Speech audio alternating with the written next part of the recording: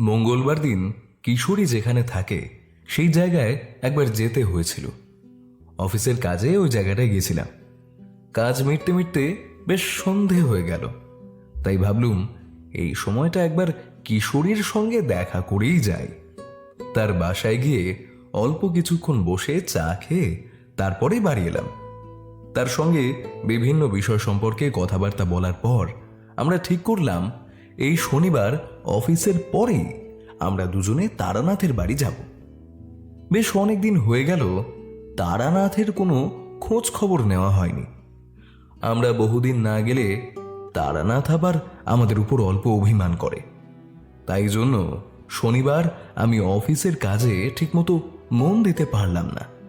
তারানাথের বাড়ি যাবার ব্যাপার হলেই আমার মনটা কেমন আনন্দে নেচে ওঠে।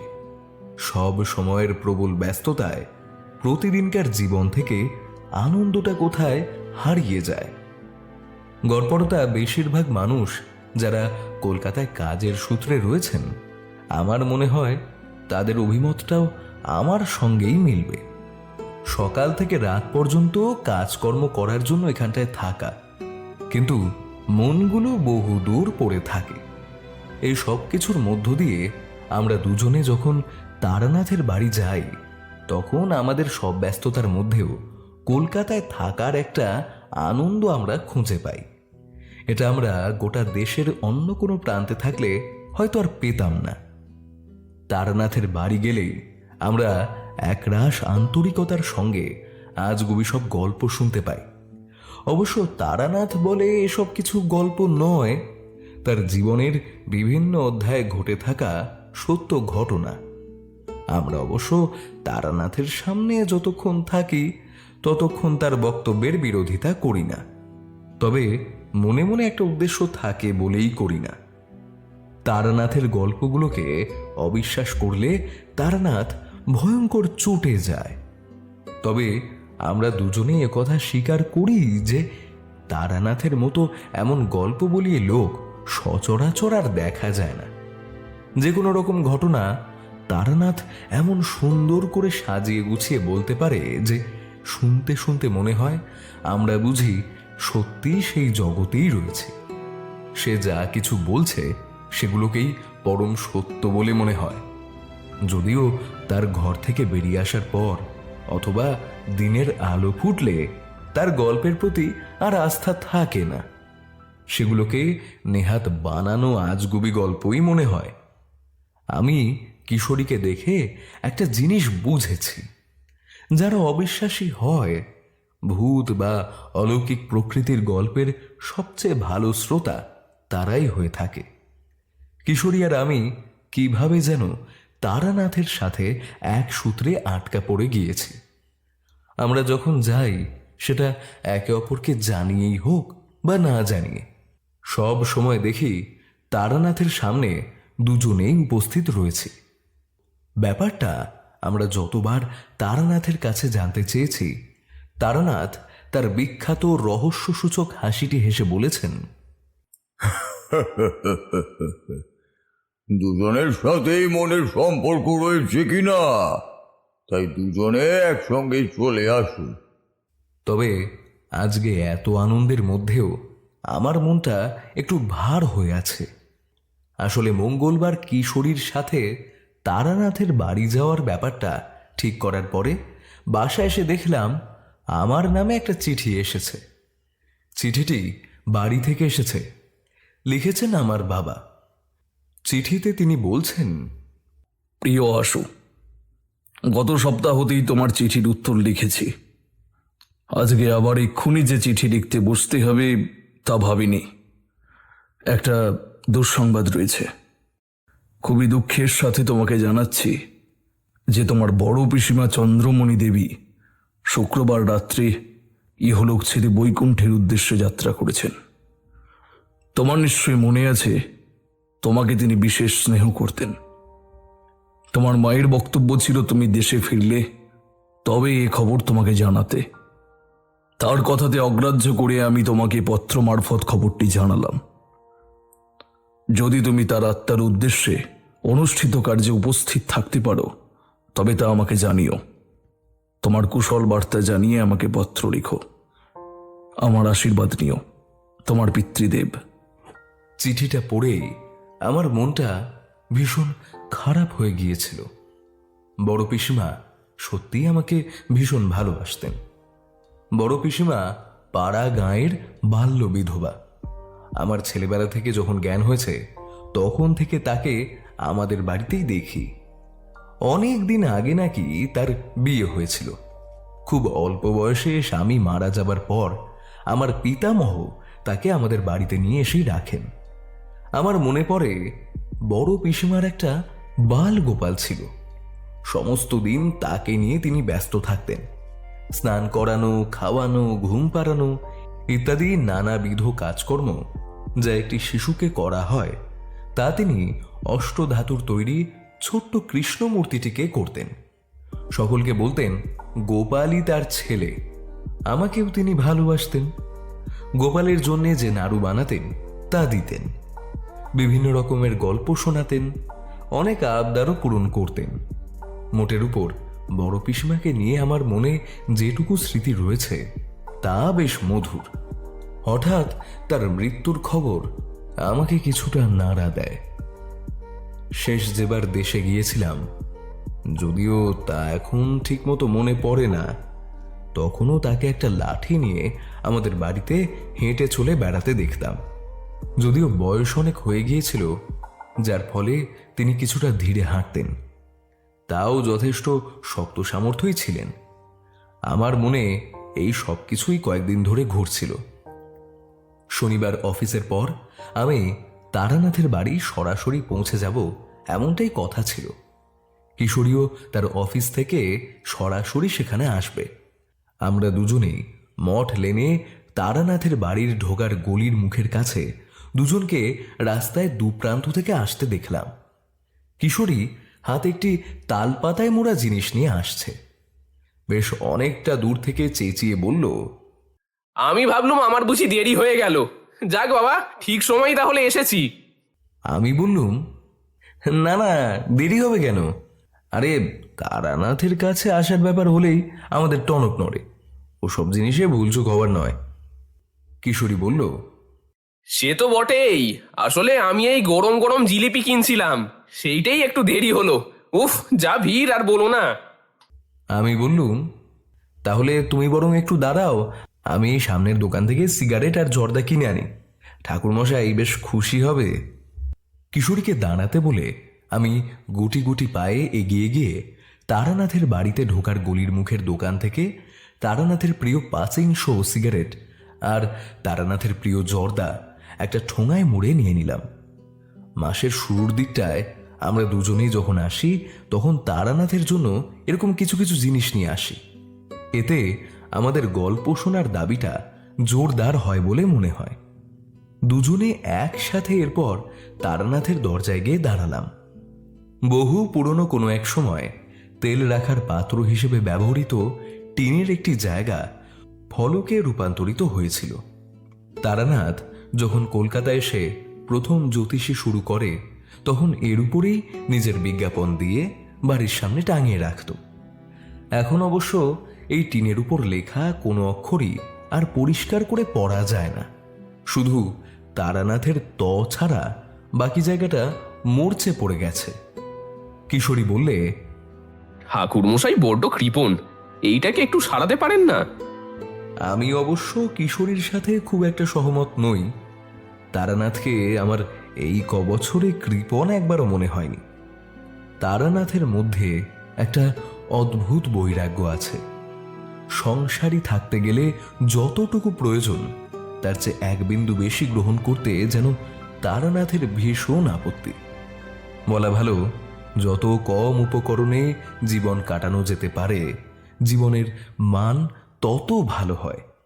এইরকমই একটি আপ্তবাক্য তারানাথ বিশ্বাস করে জীবন নির্বাহ করে। আমরা তারানাথের দরজায় কয়েকবার কড়া নাড়তেই ভেতর থেকে তারানাথের মেয়ে চারি এসে দরজা খুলে দিল। আমাকে দেখেই সে বলল, কই আমার চুড়িটা আমাকে দিন। বিগত কয়েকবার সে আমার কাছে কাচের চুড়ি এনে দেওয়ার জন্য বায়না করছিল। বলা বাহুল্য, আমি কয়েকবার ভুলে গিয়েছি, তবে আজ ভুলিনি। আমি আমার জামার পকেট থেকে কাগজে মোড়া একটা খাম বার করে তার হাতে দিলাম।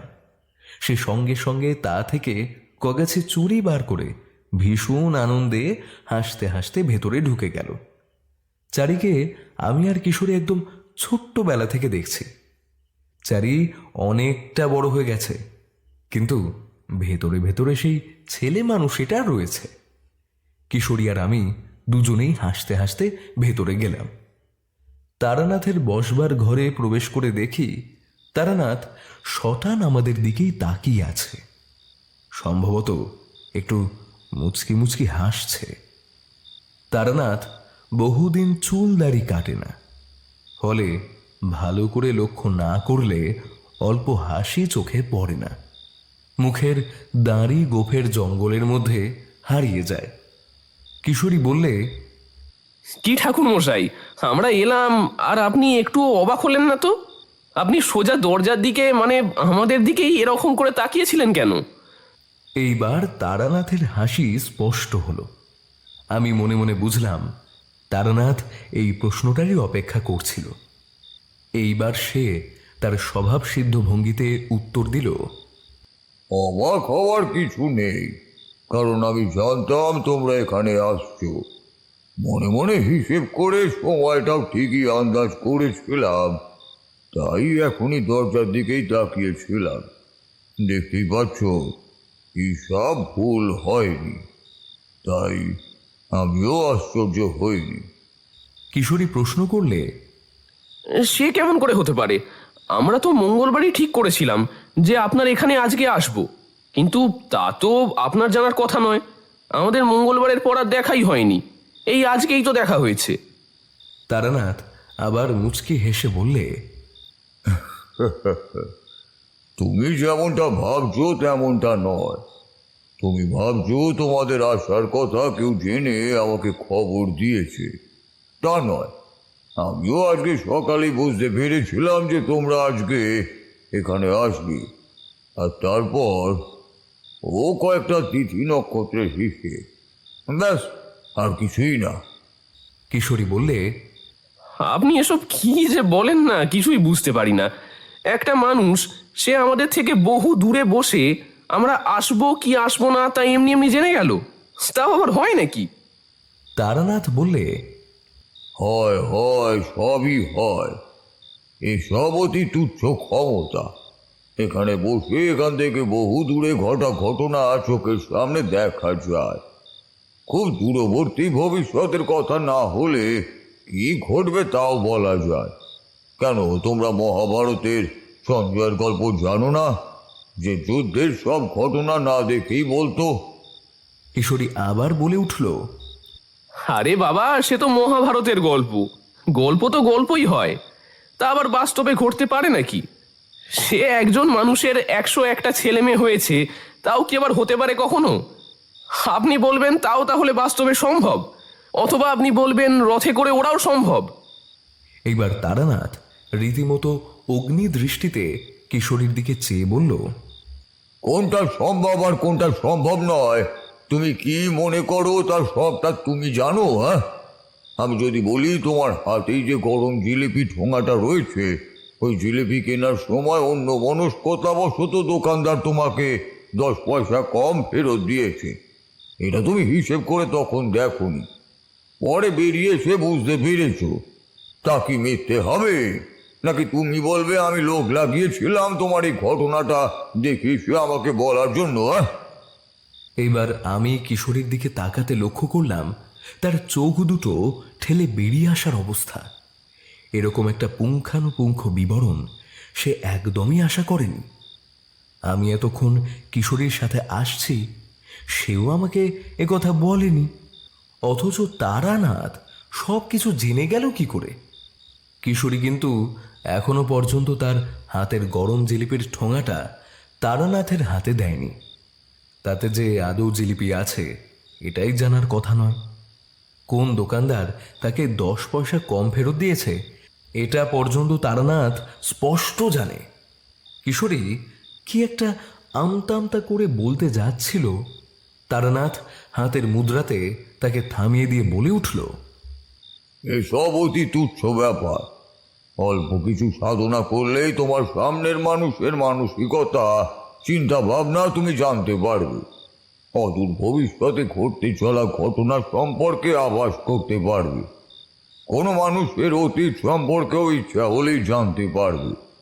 খুব নিম্ন শ্রেণীর তন্ত্রাচার যারা করেন, তারা এগুলো দিয়ে মানুষজনকে ভেলকি দেখিয়ে অর্থ উপার্জন করেন। আমার গুরুর বারণ আছে, ভেলকিবাজি দেখিয়ে তন্ত্রের অবমাননা করা যাবে না। তবে এইসব যে কোনো মানুষই পারে।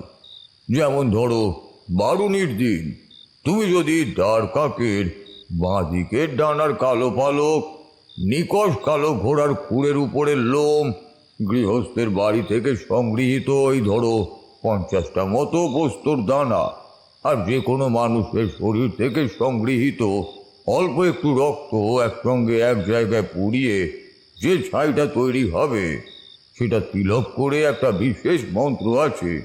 সেই বীজ মন্ত্র জপ করলে তুমি ওই নিকট ভবিষ্যৎ বলার ক্ষমতা লাভ করবে।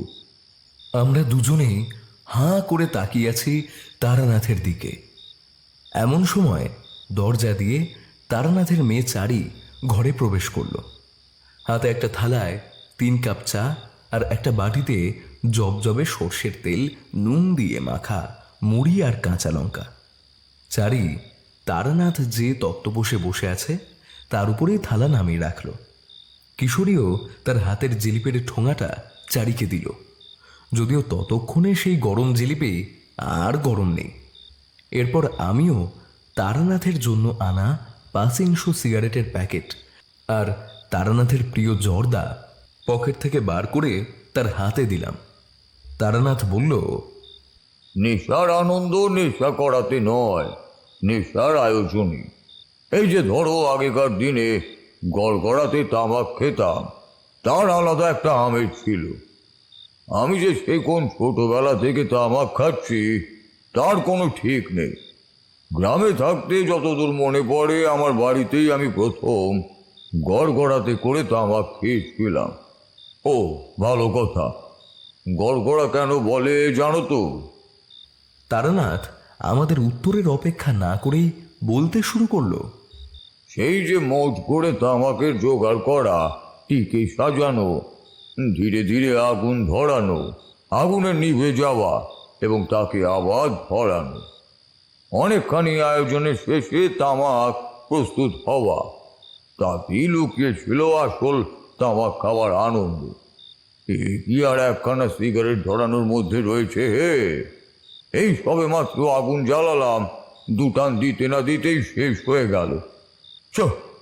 এ কি আবার নেশা করা বলে নাকি? আজকাল মানুষের ব্যস্ততা এসেছে জীবনে, এত আয়েস করে তামাক খাওয়ার সময়ই বা কোথায়? তাই এই সিগারেটই ভালো।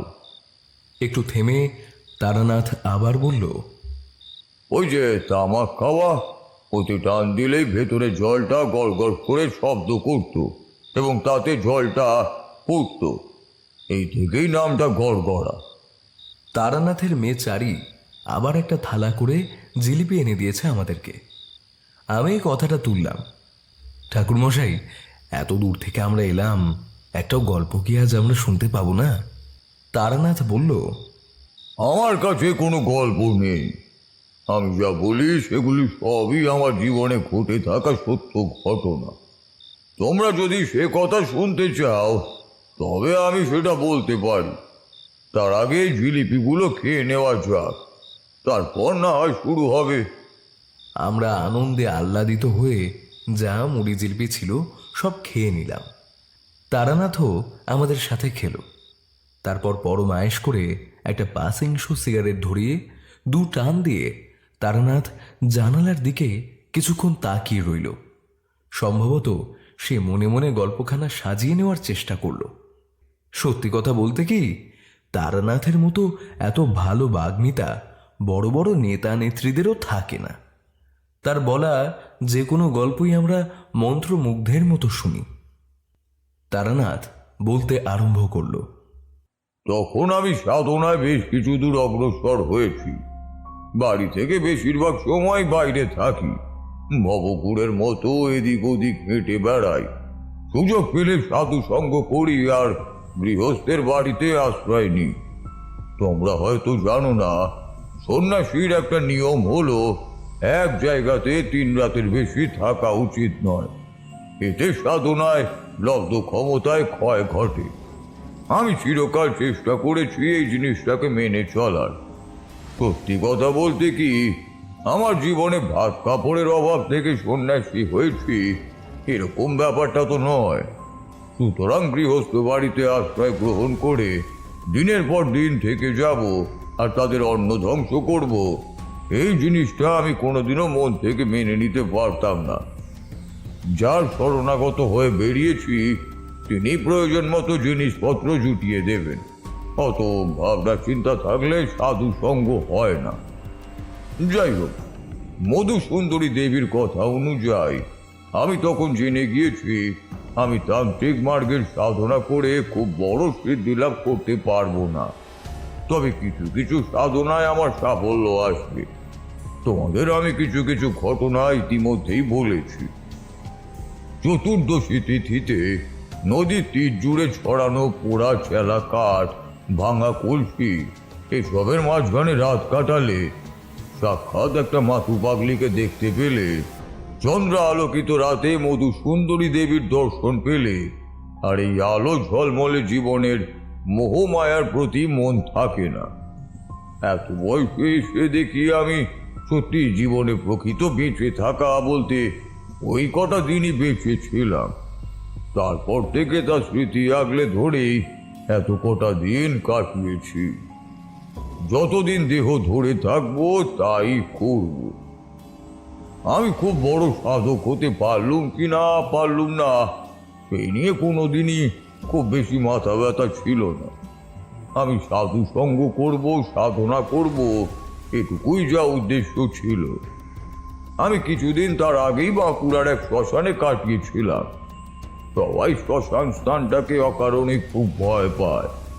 শ্মশান অতি পবিত্র জায়গা। ধনী দরিদ্র, পণ্ডিত মূর্খ, ব্রাহ্মণ চণ্ডাল, তুমি যেমনই হও না কেন, এইখানটায় সবাইকে একই জায়গায় এসে মিলতে হয়। সবাই একই পথের পথিক হয়ে এখান থেকে আবার যাত্রা শুরু করে। আমার শ্মশান জিনিসটাকে ছোটবেলা থেকে কখনোই ভয় লাগতো না। গ্রামেও আমি শ্মশানে বেশ কিছু সময় কাটিয়েছি। আমার এই জায়গাটাকে খুব শক্তিশালী এক জায়গা বলেই মনে হয়। খুব পবিত্র, খুব শক্তিশালী একটা স্থান। সেই শ্মশানে কিছুদিন থাকাকালীন আমি এক তান্ত্রিক সাধুর সঙ্গ লাভ করেছিলাম। তার একজন চেলাকে নিয়ে ওইখানে থাকতেন তিনি। আমাকে দিন কয়েকের জন্য আতিথেয়তাও দিয়েছিলেন। আমার কাছ থেকে আমার সাধনার অভিজ্ঞতাও জানতে চেয়েছিলেন। আমি মধুসুন্দরী দেবীর সাক্ষাৎ, তারপর 16 মাসের নৈবেদ্য দিয়ে বীরভূম শ্মশানে সাধনার সময়কার বিভিন্ন গল্প তাকে বলেছিলাম। তিনি আমাকে বলেছিলেন, তোমার ললাটে সাধনার চিহ্ন অতি প্রশস্ত। তোমার দীক্ষা হয়েছে পূর্ণগ্রাস সূর্যগ্রহণের দিন। তন্ত্রশাস্ত্র মতে এর থেকে উত্তম তিথি আর হয় না। এরপরেও তুমি মধুসুন্দরী দেবীর সাধনা করতে গেলে? তুমি কি জানতে না, নাকি জেনে বুঝেও ইচ্ছে করে এই কাজ করেছো? সত্যি কথা বলতে কি সাধুজির এই কথায় আমি মনে মনে লজ্জাই পেয়েছিলাম। যৌবনের সময় নিজেকে সংযমে রাখতে পারিনি। হয়তো তার জন্যই জীবনে খুব বেশি কিছু আমার হলো না। তোমাদের কি কখনো বলেছি কি খেয়াল নেই আমার, জন্মের সময় আকাশের এক প্রান্ত থেকে আরেক প্রান্তে একটা নীল উল্কাপিণ্ড ভেসে গিয়েছিল। আমি যার কাছ থেকে মধুসুন্দরী দেবীর মন্ত্র পেয়েছিলাম তিনিও আমাকে এই কথাই বলেছিলেন। তোমার মধ্যে এত ভালো সাধনার লক্ষণ আছে, তুমি এ পথে এসো না বাবু। আমি আমার ভুলের বশে এই পথে এসেছি। তুমি যদিও বা মধুসুন্দরী দেবীর সাধনা করো, তাহলে মাতৃরূপেই করো। তোমরা তন্ত্রের সব গুচ্ছ কথাবার্তা জানবে না। তুমি যারই সাধনা করো না কেন, তার 3টে আলাদা প্রকার হয়। তোমার দেবীকে তুমি 3ভাবে আহ্বান করতে পারো। প্রথম হলো মাতৃরূপে। মাতৃশক্তিকে জগতের সর্ববৃহৎ শক্তি বলে কল্পনা করা হয়েছে। যদি মাতৃরূপে যে কোনো দেবীর আরাধনা করে তুমি সিদ্ধি লাভ করতে পারো, তাহলে সবচেয়ে বেশি শক্তি আসে। আর মজার বিষয় কি জানো তো, যে কোনো দেবীর সাধনা তুমি যদি মাতৃরূপে করো, তা অন্যান্য যে কোনো রূপের থেকে অনেক বেশি সহজ এবং সে পথে বাধা বিপত্তির পরিমাণ অনেক কমই হয়। কিন্তু আমরা মানুষরা নিজেদের রিপুকে জয় করতে পারি না, তাই জন্য মাতৃরূপের সাধনায় সিদ্ধি লাভ আসেও না, আমিও পারিনি। দ্বিতীয় যে রূপে কল্পনা করে সাধনার কথা তন্ত্রশাস্ত্রে উল্লেখ করা আছে, তা হলো ভগিনী রূপে। এক্ষেত্রে সাধনার ভাব গাম্ভীর্য কিছু কম থাকে বটে, তবে পবিত্রতা একই রকম প্রয়োজন। সাধনা করলেও অনেক বেশি সিদ্ধি আসতে পারে, তবে এর একটি সমস্যা রয়েছে। কিছু নির্দিষ্ট দেবী ছাড়া ভগিনী রূপে কল্পনা করে সাধনা করা যায় না। সর্বশেষ রাস্তা হিসেবে যা বর্ণিত রয়েছে তা হল ভার্যা রূপে বা প্রেমিকা রূপে সাধনা। এটার প্রবৃত্তি অনেকটা নিম্ন, সাধনার প্রাপ্ত ক্ষমতাও সীমিত। সবচেয়ে বড় কথা, কয়েকটি মাত্রই অপদেবী বা উপদেবীর সাধনা এইভাবে করা যায়। কোনো উচ্চতর দেবীর সাধনা বা 10 মহাবিদ্যার কোনো রূপের সাধনা করা যায় না। সেই সাধু যে আমাকে বলেছিলেন মাতৃরূপে সাধনা করতে, আমি করিনি। আমি প্রেমিকা রূপেই করেছিলাম। আমি খুব বেশি দিন পারিও নি, ক্ষমতাও পেয়েছিলাম অল্পই। তবে মধুসুন্দরী দেবী আমার উপর অনেক কৃপা করেছিলেন। তার কৃপাতেই আমি সত্যি কথা বলতে কি জীবনে কখনো ভাত কাপড়ের অভাব বোধ করি না।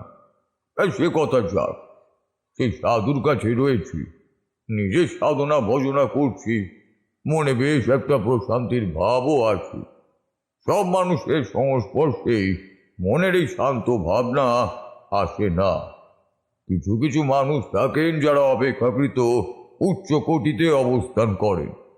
তাদের কাছাকাছি গেলে এমন মানসিক স্থিতি আসে। এই সাধু মহারাজও তেমন প্রকৃতিরই মহাত্মা ছিলেন। একদিন রাতের বেলা সাধুর চেলা ধুনি জ্বেলেছিল। আমি অল্প বিস্তর রান্নার আয়োজন করছি। এখানে আসার পরে পরেই আমি একদিন রান্না করেছিলাম। চার অল্প কিছু উপকরণ ছিল, সেই দিয়েই একটা খিচুড়ির মতো। সেদিন থেকে সাধুজি আমার হাতের রান্নার খুব প্রশংসা করতেন, তাই আমি রান্না করে তাকে প্রসাদ দিতাম। তান্ত্রিক মার্গে সাধনার সময় খাওয়া দাওয়াতে অত ছুঁত মার্গ থাকে না। এটা খাওয়া যাবে না, ওটা খাওয়া যাবে না, এরকম ব্যাপার নয়। তবে হ্যাঁ, নির্দিষ্ট কোনো সাধনার ক্ষেত্রে তোমার কিছু কিছু বাধা নিষেধ থাকে। সেক্ষেত্রে গুরুই তোমায় বলে দেবেন। যেমন ধরো, ত্রিকাল সাধনার ক্ষেত্রে যতদিন তুমি মন্ত্র জপ করবে, ততদিন তুমি কোনো তেতো খাবার খেতে পারবে না। সে কথা যাক, সেদিন রাত্রেও আমি ওই অল্প বিস্তর রান্নার আয়োজন করেছি। সাধু মহারাজজির যে চেলা ছিলেন, তিনি জোগাড় করে দিচ্ছেন। তখন শান্ত সৌম্যমূর্তি সাধুজি এসে ওই ধুনির পাশেই তার আসনে বসলেন। আমাকে বললেন, বৎস, আমি এখানে বেশ কিছুদিন ধরেই রয়েছি। ভাবছি এবার এখান থেকে চলে যাব। সন্ন্যাসী হয়ে এত বেশি দিন একই জায়গায় অবস্থান করা ভালো নয়। আমি বললাম, বেশ তো সাধুজি, আমিও ভাবছিলাম যে এখান থেকে এবারে যাব। তাহলে কাল সকালেই আমি প্রস্থান করি। আপনার আতিথেয়তায় আমি মন্ত্রমুগ্ধ হয়ে গেছি। তবে এবার আমি অন্য পথ ধরব। ঈশ্বর যদি চান আমাদের আবার দেখা হবে।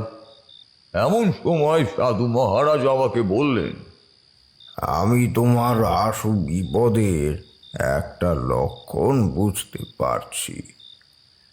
যদি খুব ভুল না করি, তাহলে কয়েক মাসের মধ্যেই তোমার একবার প্রাণহানির সম্ভাবনা ঘটবে।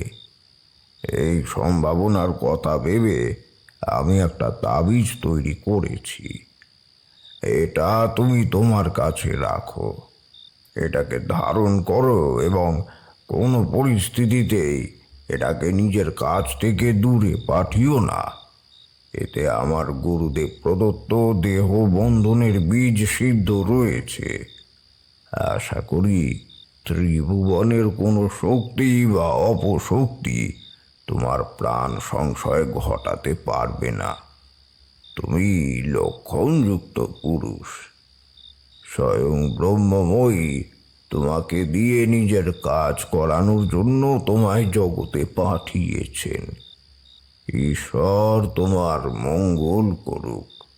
যদিও আমার নিজেরও দেহবন্ধন ও ক্ষেত্রবন্ধনের মন্ত্র জানা আছে, অর্থাৎ আমি বলতে চাইছি যে আমি নিজেও নিজের আত্মরক্ষা করার জন্য সমর্থক, তবুও সাধুজি অত্যন্ত উচ্চকোটির সাধক বলে আমার মনে হয়েছিল। তাই জন্য আমি তার দেওয়া তাবিজ গ্রহণ করে এবং ধারণ করেও নিয়েছিলাম। পরে বুঝেছিলাম সেটা না করলে হয়তো আজ আর তোমাদের সঙ্গে বসে গল্প করতে পারতাম না। তার পরের দিন সূর্যাস্তের পরেই আমার ঘুম ভাঙে। উঠে দেখি সাধু আর তার চেলা আগেই প্রস্থান করেছেন। অল্প কিছুক্ষণ মনে একটু অস্বস্তি হলো। যাওয়ার সময় একবারও বলে গেলেন না, শেষকালে একবার আশীর্বাদ নিতুম। পরে মনে হলো সন্ন্যাসী হয়ে মায়া বাড়ানো উচিত নয়, সাধুজি ঠিক কাজই করেছেন। আমি শ্মশান থেকে বেরিয়ে সোজা পশ্চিম দিকে গমন করি। অনেকক্ষণ হাঁটার পরে বহু ঝোপ জঙ্গলে ঢাকা রাস্তা পেরিয়ে অপরাহ্নের কিছু পূর্বে একটা গ্রামের প্রান্তে এসে পৌঁছাই। আমার চিরকালই বিকেল শেষ হয়ে সন্ধ্যার সময়টা আর শেষ রাতের পরে যখন ভোর হয় সেই সময়টা অত্যন্তই প্রিয়। দিনের এই সন্ধিক্ষণগুলোতে প্রকৃতি নিজের রহস্যগুলোকে উন্মোচিত করে দেয়। গ্রামে থাকতে আমি ছোটবেলা থেকেই কখনো দুপুরবেলা ঘুমাতাম না। হয় খোসেদের বাঁশবাগানের মধ্যে সারা দুপুর বসে পাখিদের কাণ্ড কারখানা দেখতাম, অথবা কে খালি মাঠে ছেলের দল যেখানে খেলতো তার থেকে দূরে বড় বড় গাছগুলো শুরু হচ্ছে সেখানটায় বসে বসে আকাশের দিকে তাকিয়ে থাকতাম। বর্ষার সময় মনে পড়ে গ্রামের ধারের খালে নয়তো গোশালের পুকুর পাড়ে বিভিন্ন রকম আয়োজন করে মাছ ধরতে বসতাম। তোমরা কখনো মাছ ধরেছ কিনা জানি না, যদি ধরে থাকো তাহলে আমার কথা বুঝতে পারবে। মাছ ধরার আসল আনন্দ কিন্তু কটা মাছ পাওয়া গেল অথবা বাড়িতে কত মাছ খেলুম তার মধ্যে নেই।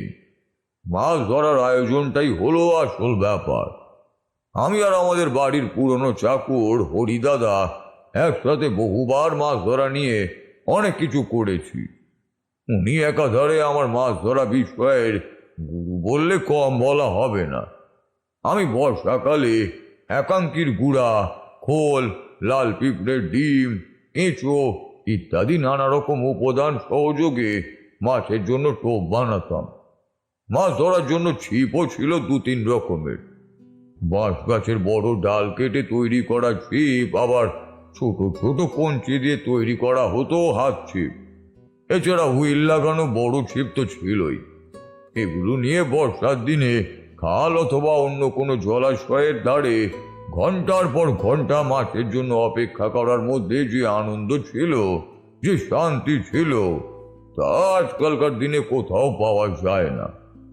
কলা পাতা কি কচু পাতা কোনো রকমে জোগাড় করে ঝোপের মধ্যে বসে মাথায় সেটা দিয়ে ঘন্টার পর ঘন্টা পড়ে থাকা। ভিজলে সর্দি কাশিও হতো না, কোন রকম শরীর খারাপের বালাই ছিল না। আহা, কোথায় গেল সেসব দিন! এগুলো তো সরাসরি মাছ ধরার কয়েকটা পদ্ধতি। তুমি আমার পিসিমার এক ধরনের পদ্ধতির কথা শুনলে বিশ্বাস করবে কিনা জানি না। পিসিমা বেঁচে যাওয়া ভাতের সাথে গোবর ঘুঁটে, সবজির খোসা, তিল, উনুনের ছাই এই সব কিছু মিশিয়ে অদ্ভুত এক রকমের মণ্ড তৈরি করতেন। এই মণ্ডগুলি অনেকটা শ্রাদ্ধের সময় যেমন পিণ্ডদান করা হয় তেমন ধরনেরই দেখতে। পিসিমা বিকেল বিকেলে সমস্ত মণ্ড নিয়ে গিয়ে একটা হাঁড়ির মধ্যে ভরে সেই হাঁড়িটা পুকুরের পাড়ের কাছে রেখে দিতেন। এমনভাবে রাখতেন যাতে হাঁড়ির অর্ধেকটা জলের মধ্যে ডুবে থাকে। এই জিনিসগুলো ভেতরে নুড়ি পাথর দিয়ে তার মধ্যে সাজিয়ে রাখতেন। হাঁড়ির মুখটা শুকনো পাতা জাতীয় জিনিস দিয়ে বুঝিয়ে রাখতেন। বর্ষার দিনে বিকেল বিকেল এমনটা করে চলে আসতেন। বেশ কিছুটা রাতের দিকে একটা লণ্ঠন নিয়ে যেতেন ওই হাঁড়িটিকে তুলতে। যখন হাঁড়িটি তুলতেন তখন তার মধ্যে বড় বড় চিংড়ি মাছ, গিঁড়ি আর থাকতো কাঁকড়া। মাঝে মাঝে ছোট ছোট কিছু মাছও এর মধ্যে এসে পড়তো। হাঁড়ি ভর্তি এইসব তুলে নিয়ে গিয়ে ঘরে আসতেন। এইসব দেশীয় জিনিসের যে কি স্বাদ তা তোমরা আজকালকার দিনে আর বুঝতে পারবে না। এত বয়সে আজও চোখে আমি একদম স্পষ্ট দেখি। কেন জানো? এই সব খেয়েছিলাম তাই। তবে যে কোনো পুকুরে এই জিনিস পাওয়া যাবে না। দাদুর সময় থেকেই আমাদের বাড়ির পুকুরের সঙ্গে খালের একটা যোগ করা ছিল। জোয়ারের সময় খালের জল পুকুরে ঢুকতো, আবার ভাটার সময় বের হতো। পুকুরের জলের চলাচলও ঘটতো, আর বাইরের মাছও আসতে পারতো। মন্ত্রমুগ্ধের মতো তারানাথের কথা শুনছিলাম, এমন সময় হঠাৎ আমার পেটের পাশটাতে একটা কনুইয়ের খোঁচা খেলাম। দেখি কিশোরী কি একটা বলতে চাইছে। এতক্ষণে তারানাথও তার কথা থামিয়ে বাক্স থেকে একটা পাসিং শো বার করে ফস করে ধরালো। কিশোরী তার মুখটা আমার কানের কাছে নামিয়ে এসে বলল, আরে বুড়ো যে পুরো অন্যদিকে চলে যাচ্ছে, আসল গল্পটাতে ফিরতে বলো না। বুঝলাম ভূতের গল্পের উত্তেজনার টানে কিশোরী অস্থির হয়ে যাচ্ছে। অবশ্য আমাকে আর কিছু বলতে হলো না। তারানাথ নিজেই বললে, প্রসঙ্গে প্রধান গল্প থেকে দূরে সরে যাচ্ছি।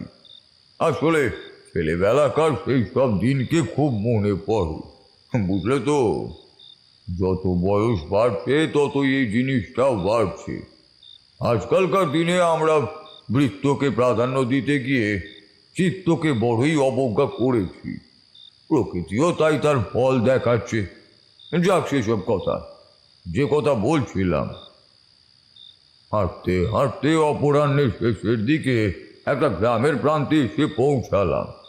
যেদিক থেকে আমি এলাম সেদিকে সরু রাস্তার জংলা পথ, আর যেদিকে আমি মুখ করে তাকিয়ে আছি সেদিকে একটা বড় বট গাছের সীমানা থেকে শুরু হচ্ছে বসতি।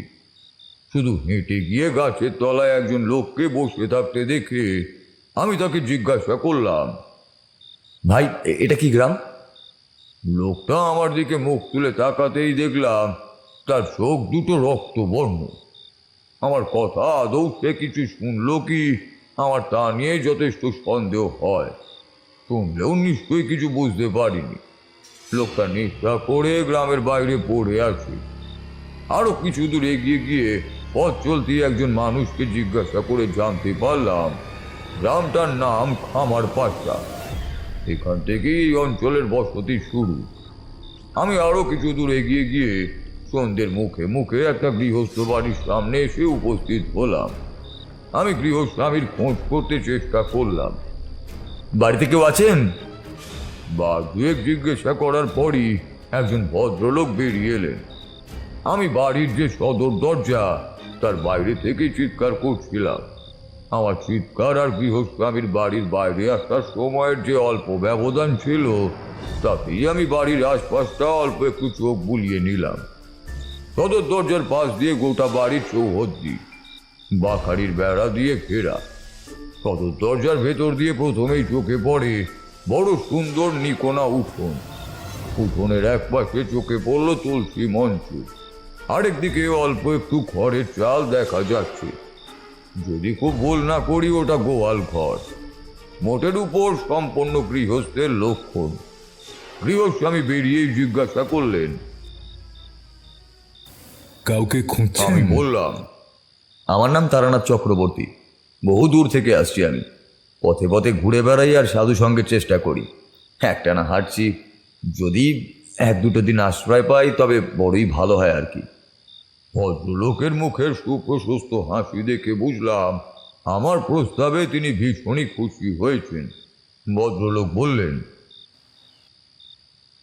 ব্রাহ্মণ সেবা তো সকলের ভাগ্যে হয় না, আমার হয়েছে। ব্রাহ্মণ নারায়ণ নিজে আমার বাড়িতে এসেছে। আপনার যতদিন খুশি আপনি ততদিন এখানে থাকুন। নিজে যত্ন করে আমাকে দাওয়াতে আসন পেতে বসিয়ে ভিতর থেকে ঘুটি করে জল এনে পা ধুয়ে দিলেন।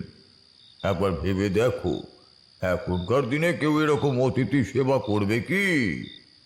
গ্রামের মানুষের মধ্যে বৈভব কম ছিল, কিন্তু আন্তরিকতার কোনো অভাব ছিল না। তিনি আমাকে অত্যন্ত আদর যত্ন করে তখন মুড়ি বাতাসা খাওয়ালেন।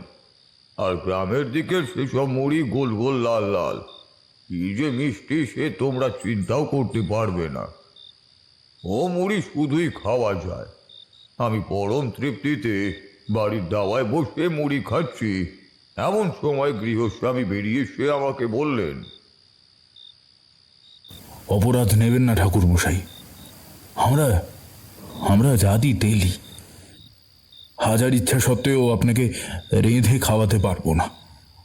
আপনার খাবারের সমস্ত বন্দোবস্ত করে দেব, আপনাকেই রান্নাটুকু করে নিতে হবে। আমি বহুবার ভাবে বহু রকম ভাবে ভদ্রলোককে বোঝানোর চেষ্টা করলাম যে আমার কোনো অসুবিধে নেই, আমার অত জাতপাতের বিচারও নেই, কিন্তু তিনি নিজের পাপ হবে এই ভেবে কিছুতেই আমাকে রেঁধে খাওয়াতে রাজি হলেন না। অবশেষে উনি ওনার কথায় অতি অল্প আয়োজন আমার সামনে এনে উপস্থিত করলেন। আমাকে রান্নার জন্য একটা ছোট্ট উনুন দিলেন। চাল, মুগের ডাল, ঘি, সন্ধব লবণ, কেটে নুন হলুদ মাখানো রুই মাছ, দই, সন্দেশ, পাকা কলা, আরও প্রচুর সবজি ইত্যাদি আমাকে দিয়ে বললেন, আজকে রাত হয়ে গেছে বলে অতি অল্প আয়োজনই হয়েছে, আর নাকি যেটুকু পারি সেটুকু ফুটিয়ে খেতে, কাল থেকে আয়োজনের কোনো ত্রুটি হবে না। আমার দেখে চোখ কপালে উঠে যাওয়ার জোগাড়। এই এত রান্না করব নাকি আমি এখন?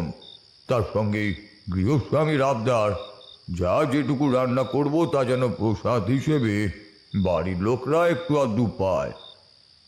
আমি চাল ধুয়ে ভাতটা জড়িয়ে বাকি জিনিসপত্র তৈরি করছি। আজকে আমি খুব বেশি কিছু করব না, ভাত, মুগ ডাল সিদ্ধ আর মাছটাই করব।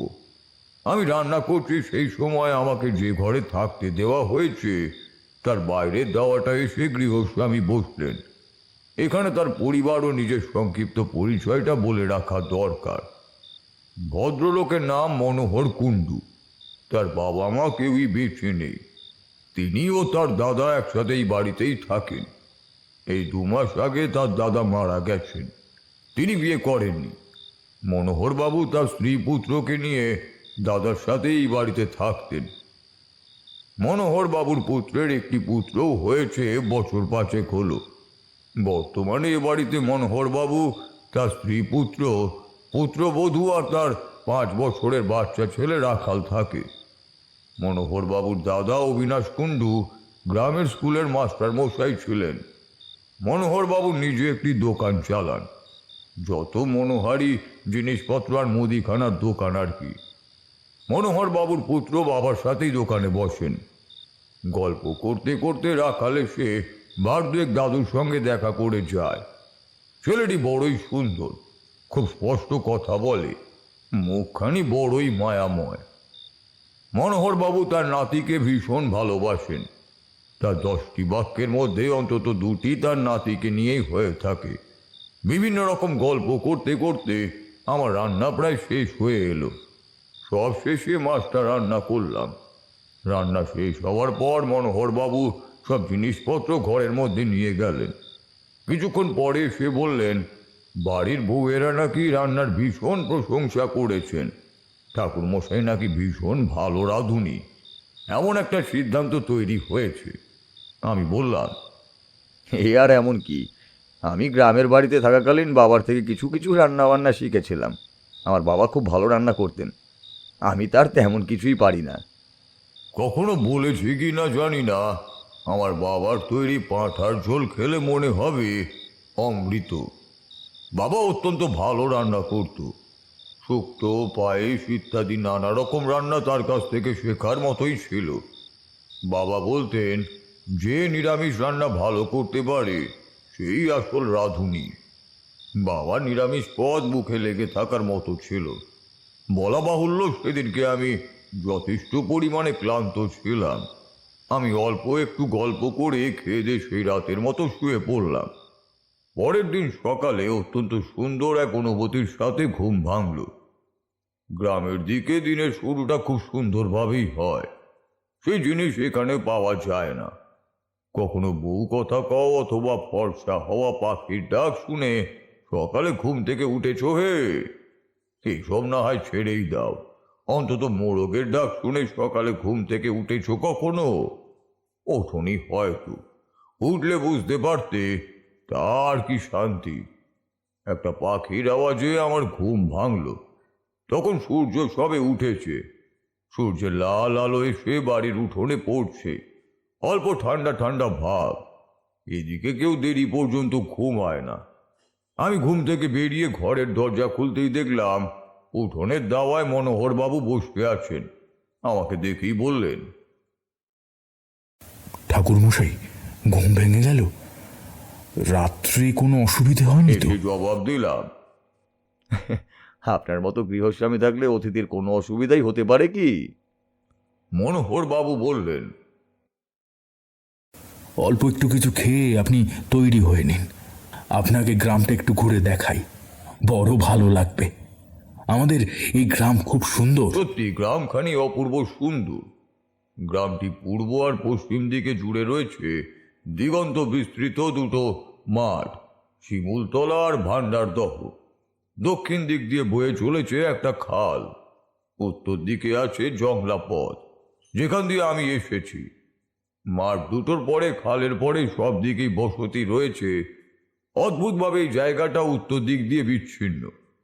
সবুজে ঘেরা অসাধারণ পল্লী বাংলার রূপ এখানে উন্মোচিত হয়েছে। তখনকার দিনে অমন গাছের ডালে ডালে পাখির বাহার, অনেক রকম মানুষজনের সোজা সরল মিষ্টি ব্যবহার দেখা যেত। মনোহর বাবুরও গ্রামের মধ্যে বেশ একটা পরিচিতি আছে লক্ষ্য করলাম। রাস্তাঘাটে হাঁটতে হাঁটতে যার সাথেই দেখা হয় সেই হাত তুলে কেমন আছেন জানতে চায়, অথবা কি বৃত্তান্ত ইত্যাদি জিজ্ঞাসা করে। মনোহরবাবু গ্রামের বহু মানুষের সাথে আমার পরিচয় করিয়ে দিলেন। অনেকে বললেন মনোহরবাবুর বাড়িতে আমার সঙ্গে দেখা করতেও আসবেন। গ্রামে চারিদিকে ঘুরে বেরিয়ে আমার মনটা ভীষণ খুশি হয়ে গেল। আমি ছোটবেলায় চারিদিকে ঘুরে বেড়াতাম। আমার সমবয়সী ছেলে মেয়েদের সাথে কোনোদিনই আমার খুব একটা মিলতো না। কেমন যেন জাগতিক জগৎটাকে বোকা বোকা মনে হতো। আমি ছোটবেলা থেকেই অনুভব করতাম গাছপালার যে সমস্ত জড় বস্তু আছে তাদের যেন একরকম ভাষা আছে, কিছু একটা বলতে চায় কিন্তু আমরা বুঝতে পারি না। যদিও ছেলেবেলায় যখন আমি এই কথাটা ভাবতাম তখন বুঝতাম না যে বাকি মানুষজন এমনটা ভাবে না। আমি ভাবতাম সবাই বুঝি এই জড় বস্তুগুলোর ভাষাও শুনতে পায়। পরে বড় হয়ে বহু তান্ত্রিক গ্রন্থে লক্ষ্য করেছি আত্মার একটা বিশেষ স্তর না থাকলে এই রকম অনুভূতি হয় না। তন্ত্রে যে সমস্ত জিনিসপত্রকে আমরা জড় বলি তাদের জন্য আলাদা একটা শ্রেণী আছে। বলা হয় তারা অন্য মাত্রায় বিচরণ করে, যে মাত্রা আমাদের সঙ্গে মেলে না। গ্রামে ঘুরে বেরিয়ে অত্যন্ত প্রফুল্ল চিত্তে আমি আর মনোহরবাবুর বাড়িতে ফিরলাম। বাড়ির মধ্যে প্রবেশ করতেই আমার মনের আনন্দটা কেমন যেন মিয়ে গেল। তোমাদের তো আমি বলেইছি আমি আশু বিপদের লক্ষণ বুঝতে পারি। একটা অমঙ্গলের গন্ধ নাকে আসে, এটা যে কেউ পায় না কিন্তু আমি পাই। বাড়িতে প্রবেশ করতেই বুঝলাম একটু আগেই আমি যেখান থেকে গেছি সেই জায়গাটার তেমন নেই, কিছু একটা পরিবর্তন ঘটেছে। আমি এই রকমটা ভাবছি এমন সময় লক্ষ্য করলাম বাড়ির ভিতর থেকে একজন স্ত্রীলোক দৌড়ে বেরিয়ে এলো। রাকাল আবার ওরকম করছে, আবার ওরকম কথা বলছে। কি হলো গো? একবার চলো, একবার দেখবে চলো। মনোহরবাবু বলে উঠলেন, সে কি? এই তো এতদিন ঠিক ছিল, আবার কি হলো? কই কই চলো, কই চলো দেখি, চলো। আসুন ঠাকুরমশাই, একবার আসুন আমি তো। কিছুই বুঝে উঠতে পারলাম না, তার আগেই মনোহরবাবু আমার হাতটা ধরে রীতিমতো দৌড় লাগালেন বাড়ির ভেতরে। বাড়ির ভিতরে মানে অন্দর মহলে একটা ঘরের মধ্যে ঢুকে দেখি খাটের উপরে রাখাল বসে আছে। তাকে ঘিরে তার বাবা মা সবাই দাঁড়িয়ে আছে। তার ঠাকুমা অর্থাৎ মনোহর বাবুর স্ত্রী দৌড়ে মনোহর বাবুকে ডাকতে গিয়েছিলেন। রাখাল ঘরের চালের দিকে কেমন শূন্য দৃষ্টিতে তাকিয়ে আছে, সে চোখে প্রাণের স্পন্দন অবধি নেই। কয়েক মুহূর্ত ওইভাবেই তাকিয়ে থাকার পরে রাখালের গলা থেকে অদ্ভুত একটা আওয়াজ বেরিয়ে এলো। মানো, আমাকে এভাবে তুই তাড়াতে পারবি না। আমি রাখালকে ছেড়ে যাব না। তুই ভেবেছিলি এত সহজে বুঝি আমি এখান থেকে চলে যাব? তা হবার নয়। তোর ছেলেকে বলে দে, যেরকম ভুল করেছে সেরকম ভুল যদি আর একবারও করে, আমি কিন্তু ছেড়ে দেব না। 5 বছরের বয়সের এই বাচ্চা ছেলেটার গলা থেকে গুরু গম্ভীর বৃদ্ধের এই স্বর ভেসে আসাতে আমি রীতিমতো চমকে গেলাম। কিছু বুঝে ওঠার আগেই মনোহর বাবুর পুত্রবধূ উচ্চ স্বরে কেঁদে উঠলেন। তারপরই লক্ষ্য করলাম রাখাল খাটের উপর ধপাস করে পড়ে গেল। মনোহর বাবু স্ত্রীও কেঁদে উঠলেন। এই সবের মধ্যেই মনোহর বাবু দেখলাম আমার হাত ধরে টানছেন, আমাকে চোখের ইশারায় বাইরে যেতে বলে তিনিও নিজে বাইরে বেরিয়ে এলেন। বাড়ি থেকে কিছুটা দূরে একটা গাছের তলায় নিয়ে এসে আমাকে তিনি বললেন, ঠাকুরমশাই, এটা কি হচ্ছে বলুন তো? গত 2 মাস এই নিয়ে 3 বার হলো। শেষবার হয়েছিল প্রায় 20 আগে। আমি তারপর ভেবেছিলাম হয়তো আর হবে না, কিন্তু আজ আবার দেখলাম এই একই ঘটনা। এটা কি হচ্ছে ঠাকুরমশাই? মানুষের চোখে জল অথবা গলার স্বরে কান্না এলে আমার খুব অস্বস্তি হয়। কুণ্ডু মশাই যথেষ্ট কাঁদো কাঁদো স্বরে কথাগুলো আমাকে বললেন। আমি বললাম, আমি তো কিছুই বুঝতে পারছি না, রাখাল ওইভাবে কথা বলছে কেন, আর কাকেই বা কি বলছে এগুলো? কুণ্ডু মশাই এরপর আমাকে যা বললেন তাতে আমার ব্যাপারটার প্রতি কৌতূহল বহুগুণ বেড়ে গেল। উনি বললেন, এক্ষুনি রাখাল যার গলায় কথা বলে উঠল, সেই গলাটা আমার দাদার, যিনি গত 2 মাস আগে কথা বলেছেন তারপরে মারা গেছেন। রাখাল গত 2 মাসের মধ্যে 4 বার আমার দাদার গলার স্বর হুবহু নকল করে কথা বলেছে। আর এমনভাবে কথা বলেছে যেমনভাবে আমার দাদা আমার সঙ্গে অথবা আমার ছেলের সঙ্গে কথা বলতেন। এই ঘটনাটা ঘটার পর থেকে রাখালের কিন্তু আর কিছু মনে থাকে না। তাকে আমি জিজ্ঞাসা করেছি, সে কিছু বলতে পারে না। কেমন করে এটা হতে পারে ঠাকুরমশাই? আমার স্ত্রী, পুত্রবধূ সকলে প্রচণ্ড ভয় পেয়ে আছে। এই ঘটনায় আমাদেরও খুব অস্বস্তি হয়, কিন্তু এগুলো কি হচ্ছে কিছুই তো বুঝতে পারছি না। আমি বললাম, বিষয়টা নিয়ে আপনারা কি কিছু ভেবেছেন? কুণ্ডু মশাই উত্তর দিলেন, না ঠাকুরমশাই, আমরা কিছু বুঝতে পারছি না। দাদা রাখালকে ভীষণ ভালোবাসতেন। দাদা জীবনে কখনো বিয়ে করেননি। তার আপনজন বলতে আমরাই ছিলাম। রাখাল হওয়ার পর থেকে দাদার সংসারের প্রতি টান বড্ড বেশি বেড়ে গিয়েছিল। রাখালকে সবসময় চোখে হারাতো। আমি প্রশ্ন করলাম, আপনার দাদা ঠিক কিভাবে মারা গিয়েছিলেন? উনি মাত্র 3 দিনের জ্বরে মারা গিয়েছিলেন। বয়স হয়েছিল, কিন্তু অসুস্থতার লক্ষণ খুব বেশি ছিল না। হঠাৎ করেই মারা গিয়েছিলেন বলা যায়। সব শুনে আমি বললাম, ঠিক আছে, আমাকে আর কয়েকটা দিন একটু সময় দিন। রাখালকে আর একটু কাছ থেকে দেখতে চাই, তা না হলে কিছুই বুঝতে পারবো না। কুণ্ডু মশাই আমার হাত ধরে অনেক কাকুতি মিনতি করলেন যাতে আমি সমস্যার সমাধানের চেষ্টা করি। আমিও তাকে আশ্বস্ত করলাম যে আমি যথাসম্ভব চেষ্টা করব। সেদিন বাড়ি ফিরে এসে রাখালকে দেখলাম একদম সুস্থ স্বাভাবিক, খেলে বেড়াচ্ছে, ছুটে বেড়াচ্ছে, পাড়ার অন্যান্য ছেলে মেয়েদের সাথেই বাড়ির সামনেটায় লাট্টু নিয়ে খেলছে। কোনো রকম কোনো অস্বাভাবিকতা নেই। কে বলবে এই অল্প কিছুক্ষণ আগেও ছেলেটাকে আমরা কেমন ভাবেই না দেখলাম। সেদিন আর সারাদিনের মধ্যেই কোনো কিছুই আর অস্বাভাবিকতা রাখালের মধ্যে চোখে পড়ল না। দুপুরবেলা অত্যন্ত গুরু ভোজ খেয়ে অল্প একটু শুয়ে বিকেলবেলা কুণ্ডু মশাইয়ের সঙ্গে গ্রামে আবার বেড়াতে বেরোলাম। সন্ধেবেলা ফিরে এসে রান্নার আয়োজন করছি, এমন সময় কুণ্ডু মশাইয়ের ছেলে ছুটে এসে আমার ঘরটার বাইরে উচ্চস্বরে ঠাকুর মশাই করে চিৎকার করছে। আমি প্রথমটা ঠিক বুঝতে পারিনি, তারপর বেরিয়ে দেখলাম দিক বিদিক জ্ঞান শূন্য হয়ে সে আমাকে ডাকছে। আমি ঘর থেকে বেরিয়ে এসে তাকে জিজ্ঞেস করলাম, কি হয়েছে? অমন ভাবে চিৎকার করছে কেন? রাখাল রাখাল আবার ওরকম করছে ঠাকুরমশাই। কী সব বলছে আমরা কিছু বুঝতে পারছি না। একবার চলুন আপনি, দয়া করে একবার চলুন। আমি কুণ্ডু মশাইয়ের ছেলের সঙ্গে দ্রুত পায়ে বাড়ির ভিতরে গেলাম। ততক্ষণে সবাই চিৎকার জুড়ে দিয়েছে। আমি ঘরের মধ্যে ঢুকেই দেখলাম রাখালকে ঘিরে সব লোক সকালের মতো দাঁড়িয়ে আছে। রাখাল কিন্তু প্রবেশ করা মাত্রই সোজা আমার দিকে তাকালো। তার চোখ দুটো টকটক করছে লাল। উনুনের আঁচ কমে এলে যেমন ভাটার মতো জ্বলে তেমনই জ্বলছে চোখ দুটো। সকালের সেই একই গলায় সে আমাকে উদ্দেশ্য করে বলল, নিজেকে খুব বড় কিছু ভাবিস, তাই না? সব বুঝতে পারিস, আমাকে তাড়াবে তুই এখান থেকে? তোর এত বড় সাহস, আমার বাড়ি থেকে তুই আমাকে বার করবি? দেখি তোর কত ক্ষমতা।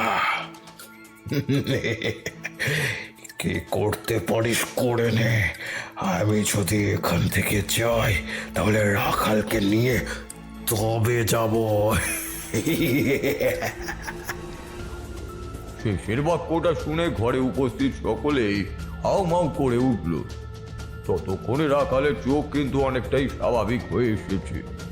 আস্তে আস্তে সেই স্বাভাবিকতা একটা ঘোর লাগা আচ্ছন্নতায় পরিবর্তিত হল। কয়েক মুহূর্তের মধ্যেই রাখাল খাটে এলিয়ে পড়ল। সবাই ব্যস্ত হয়ে পড়ল রাখালকে নিয়ে। ঘর থেকে বেরিয়ে এলাম আমি। কি ভাবছি এবং কি করতে চাইছি তা বুঝতে পারছি। খুব তাড়াতাড়ি কাজ করতে হবে, তা না হলে ভারী বিপদ। কুণ্ডু মশাইকে আলাদা করে ডেকে আমি পুজোর বিভিন্ন জিনিসপত্রের আয়োজন করতে বললাম। তিনি আমাকে কাকুতি মিনতি করে বললেন, আপনি যা যা বলবেন আমি সব এনে দেবো। আমাদের এই বিপদ থেকে রক্ষা করুন ঠাকুর মশাই। আমি বললাম, সব জিনিস আপনি আনতে পারবেন না, মোটামুটি আপনি যা আনতে পারবেন আমি আপনাকে তাই দেব। বাকি জিনিসপত্র খুঁজে পাওয়া একটু সমস্যার, সেগুলো আমি খুঁজে বের করব। তন্ত্রোক্ত পুজোর গুঁড়ো ক্রিয়া করার অনেক এমন উপাচার রয়েছে যা সাধারণ মানুষের পক্ষে পাওয়া সম্ভব নয়। এই যেমন ধরো, এই ধরনের পুজোয় যে হোম করতে হয় তাতে শ্মশানের মৃতদেহ সৎকারের কাঠ অপরিহার্য। আরও অনেক রকমের উপাচার্য রয়েছে, যেমন ধরো শকুনের ডিম। নির্দিষ্ট পুজোর জন্য নির্দিষ্ট করা আছে কিছু মাছ, যেগুলো ছাড়া পুজো সম্পন্ন হয় না। এর মধ্যে অনেক কটা জিনিস অবশ্য সবসময়ই আমার কাছে থাকে। কোথায় কোন বিপদে পড়ি সেই ভেবে আমি আমার সঙ্গেই রাখি। যে জিনিসগুলো ছিল না সেগুলো আমি পরের দিন সারাদিন ধরে ঘুরে ঘুরে গ্রামের এদিক ওদিক থেকে জোগাড় করলাম। কুণ্ডু মশাইকেও যা যা বলেছিলাম সেই সব কিছুই গুছিয়ে কিনে এনেছিলেন তিনি। আমি বললাম, পুজোর সময় আপনি, রাখাল এরা দুজন ছাড়া আর কেউই সামনে থাকবেন না, বাকিরা ঘরের মধ্যেই থাকবে। উঠোনে আমি যন্ত্র তৈরি করে উপাচারে বসবো। আপনি বাড়ির সবাইকে বলে দেবেন যতক্ষণ না আমি বলছি ততক্ষণ পর্যন্ত কেউ নিজের ঘর থেকে না বেরোয়। আপনি এবং রাখাল খেয়াল রাখবেন যে কেউ এসে যদি পুজো চলাকালীন আপনাদের ডাকেন, সেটা আমি হলেও আপনারা আসন ছেড়ে উঠবেন না। বিভিন্ন রকমভাবে পুজোয় বাধা আসতে পারে, যে কোনো রূপে আসতে পারে। কোনো কিছুর মূল্যেই এই আসন ছেড়ে উঠবেন না। কুণ্ডু মশাই কি একটা প্রশ্ন করতে যাচ্ছিলেন। আমি বললাম, দয়া করে এই কাজটা সম্পন্ন হতে দিন, সময় খুবই কম, তারপর সব কিছু আপনাকে বুঝিয়ে বলবো। কুণ্ডু মশাই বুদ্ধিমান গৃহস্থ মানুষ, আর কোনো রকম প্রশ্ন করে আমাকে বিব্রত করলেন না। সেদিন রাতেই আমি বাড়ির উঠোনে বিশেষ পঞ্চমুখী যন্ত্র অঙ্কন করে পুজোয় বসলাম। যন্ত্রের মাঝখানে হোমকুণ্ড, তার ঠিক 3 দিকে 3টে আসন, একটায় আমি, একটায় রাখাল আর একটায় কুণ্ডু মশাই বসলেন। কোনো রকম কোনো বিপর্যয়ের পূর্বাভাস ছিল না, কিন্তু বললে বিশ্বাস করবে না, আমরা বসার পরই কোথা থেকে একটা ঝোড়ো হাওয়া এসে বইতে শুরু করলো। আকাশ থমথমে, প্রবল ঝড়ের আগে যে স্তব্ধতা তৈরি হয় ঠিক তেমনই হয়ে গেল আশপাশটা। রাখাল খুব ছোট ছেলে, সে ভয় পেয়ে এদিক ওদিক তাকাতে লাগলো। আমি বললাম, রাখাল, তুমি তো ভালো ছেলে, তুমি কিন্তু একদম উঠবে না, আমি আছি, কিচ্ছু হয়নি। কুণ্ডু মশাই আমার দিকে তাকালেন। আমি চোখে দৃষ্টিতে তাকে ভরসা দিয়ে নৈবেদ্য সাজাতে লাগলাম। আমি প্রধানত মধুসুন্দরী দেবীর পুজোই করব। এখানে আমি যা প্রিয় করতে চলেছি তা ইষ্ট ছাড়া কেউ পারবে না। প্রথমে ধুনি জ্বালতে হবে। অগ্নি অতি পবিত্র শক্তি। পৃথিবীর প্রত্যেকটা ধর্মে দেখানো হয়েছে যে কোনো অপশক্তি অগ্নিকে ভয় পায়। আমরা দশ মহাবিদ্যার অন্তর্গত যে কালী পুজো করি তার সাথে অগ্নির সপ্ত জিহবার তুলনা করা হয়। সে কথা যাক, সেদিন রাত্রে সমস্যা হলো ধুনি জ্বালানো নিয়ে। শুকনো কাঠ যথেষ্ট পরিমাণে ঘি দিয়েছি, কিন্তু কিছুতেই আগুন জ্বলে না। আমিও অত সহজে ছেড়ে দেওয়ার লোক নই। আমার গাত্র বন্ধন করা ছিল। কুণ্ডের চারিদিকে স্থান বন্ধন করে জোরে জোরে স্তব উচ্চারণ করতে করতে আবার আগুন জ্বালানোর চেষ্টা করলাম। এইবার আগুন জ্বলল। তারপর মন্ত্র উচ্চারণ এবং একের পর এক আহুতি দিতে লাগলাম। ততক্ষণে আকাশ কালো হয়ে রীতিমতো ঝড়ের সৃষ্টি ঘটছে। এর মধ্যেই কয়েক ফোঁটা বৃষ্টির জল আমার গায়ে এসে পড়ল। বুঝতে পারছি যে কোনোভাবে আমার কাজকে সম্পন্ন না হতে দেওয়াই উদ্দেশ্য। সেসব নিয়ে আমি ভাবছি না। আমি দেখছিলাম রাখালের দিকে। রাখালের মধ্যে বেশ কিছুক্ষণ ধরে অদ্ভুত একটা পরিবর্তন লক্ষ্য করছি। অনেকক্ষণ দেখলাম সে সম্পূর্ণরূপে স্থির হয়ে গেছে। লক্ষ্য করলাম তার মুখে একটা অদ্ভুত বিকৃতির সৃষ্টি হয়েছে। চোখ ঠেলে বেরিয়ে আসছে, দাঁতগুলো মুখের বাইরে বেরিয়ে এসেছে। সে বিকৃত মুখের দিকে তাকিয়ে কুণ্ডু মশাইও যথেষ্ট ভয় পেয়েছেন। এবার রাখাল ওনার দিকে তাকিয়ে সরাসরি প্রশ্ন করল, মানো, এইবারের লোকটা এসে আমার উপরে এত অত্যাচার করছে, আর তুই তাকে মাদাত দিচ্ছিস? প্রশ্নটা রাখাল করল না। রাখালের গলা দিয়ে সেদিনের সেই গলার আওয়াজ বেরিয়ে এলো। আমি কুণ্ডু মশাইকে ঠোঁটের ওপর তর্জনী রেখে চুপ থাকার নির্দেশ দিলাম। মন্ত্র উচ্চারণের বেগ বাড়ালাম। যে কোনোভাবে পূর্ণাহুতি অর্পণ করতে হবে, তা না হলে অনর্থ ঘটে যাবে। এখন রীতিমতো বৃষ্টি শুরু হয়েছে। আশ্চর্যের বিষয় হলো আমার ধুনি কিন্তু নিভছে না। শুভ শক্তি যদি ভালো উদ্দেশ্যে কাজ করে তবে সর্বশক্তিমান ঈশ্বর তাতে সাহায্যই করেন। এতক্ষণের মধ্যে রাখাল বেশ ছটফট করতে শুরু করেছে। হিংস্র গর্জনে সে আমার দিকে বারবার চিৎকার ছুড়ে দিচ্ছে। থাম বলছি, তুই আমাকে এরকম কেন করছিস? আমি রাখালকে ছাড়া থাকতে পারবো না। এটা আমারই বাড়ি, তুই আমাকে এখান থেকে কেন তাড়াবি? সমলেনের বংশ হবি, সবাইকে মেরে ফেলবো, সবাইকে। কুণ্ডু মশাইকে দেখলাম ভয় থরথর করে কাঁপছেন। রাখালের গলা থেকে সেই গলায় ভেসে এলো, তুই থামবে? থাম রে শয়তান! আমি বললাম, না, থামবো না। আপনি যা করছেন সেটা মোটেও ঠিক নয়। আপনি রাখালকে ভালোবেসে রাখালের এত বড় ক্ষতি কি করে করতে পারেন?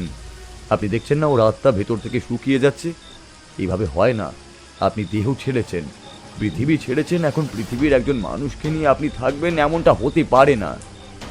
দ্বিগুণ চিৎকারে রাখালের গলা থেকে ভেসে এলো, কোনটা ঠিক কোনটা ঠিক নয়, এটা তুই ঠিক করবি। আমি বললাম, বেশ, তবে প্রতিযোগিতা করেই দেখা যাক। ক্ষমতার লড়াইয়ে নামলে কে জিতবে আর কে হারবে।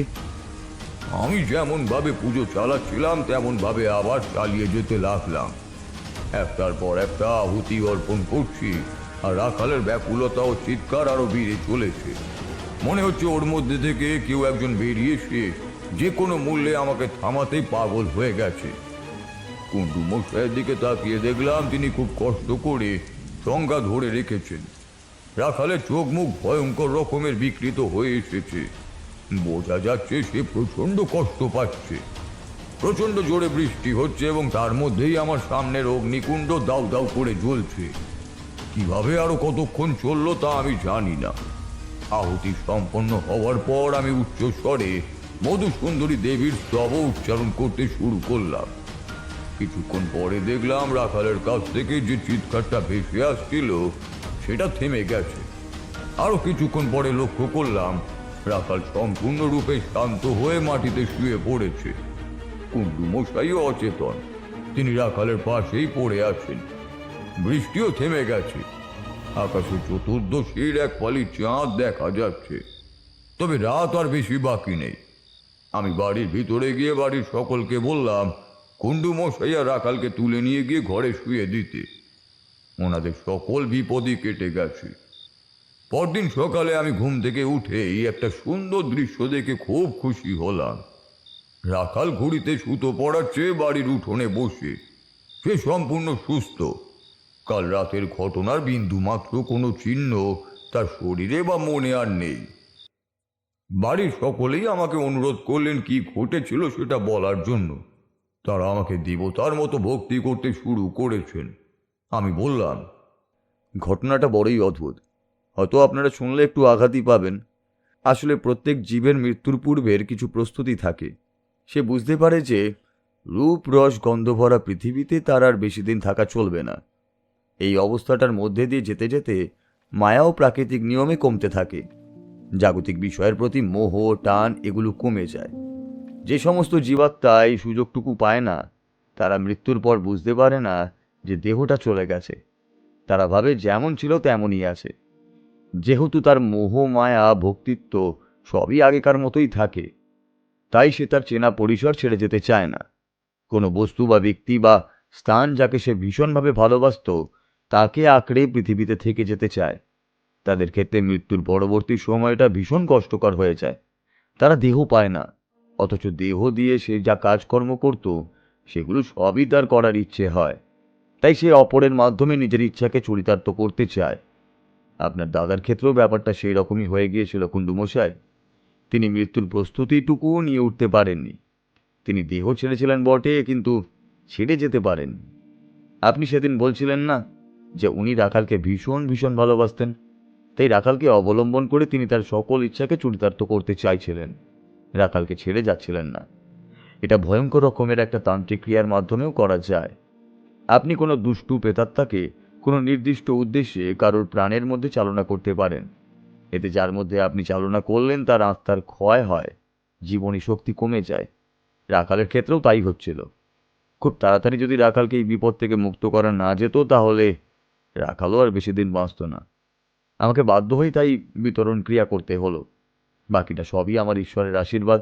আপনার দাদাকে এখান থেকে দূরে কোথাও না পাঠালে তার আত্মার সদ্গতি হতো না। এভাবেই প্রেতজনী প্রাপ্ত হয়ে এখানে ওখানে ঘুরে বেড়াতেন। তা কখনোই খুব একটা সুখকর নয় আর কি। মানুষের মৃত্যুর পরে বৈকুণ্ঠ ধামের উদ্দেশ্যে যাত্রা করাই শ্রেয়। এই পৃথিবীর মায়াতে আটকে পড়ে থাকলে আত্মার মুক্তি ঘটে না। কুণ্ডু মশাইয়ের ছেলে জিজ্ঞাসা করলো, আচ্ছা ঠাকুরমশাই, জেঠু তো রাখালকে খুব ভালোবাসতো।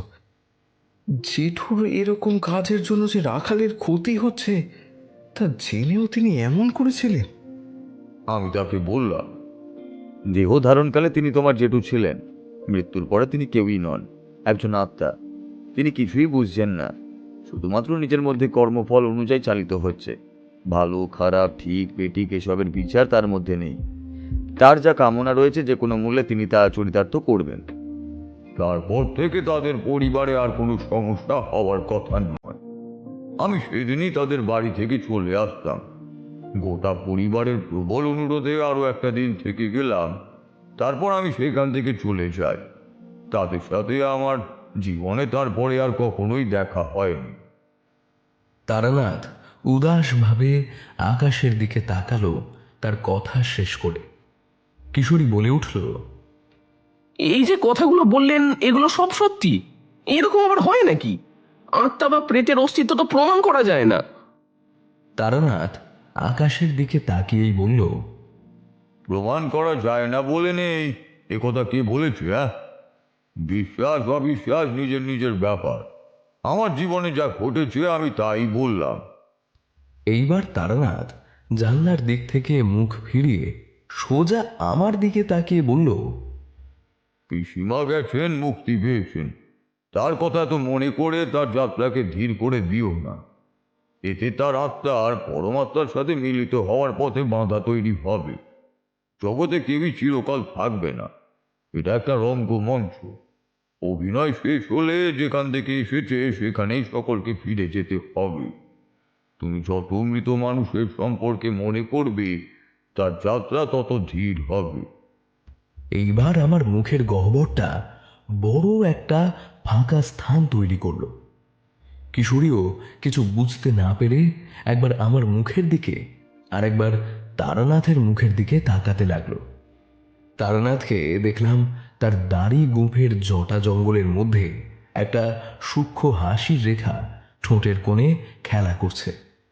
আমি মনে মনে বললাম, তারানাথ, তুমি সত্যিই অদ্ভুত।